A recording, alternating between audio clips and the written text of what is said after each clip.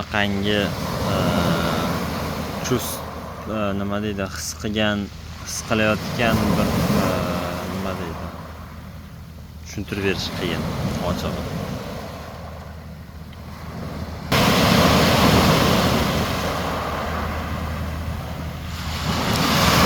Nimani his qilayotganingizni tushuntirish juda ham qiyin bo'ladi agar shayga kelib o'tirsangiz. Hozir qanday til bilan, xullas bir og'iz, ikki og'iz so'z bilan gapirib bo'lmaydi. Tushuntirib bo'lmaydi.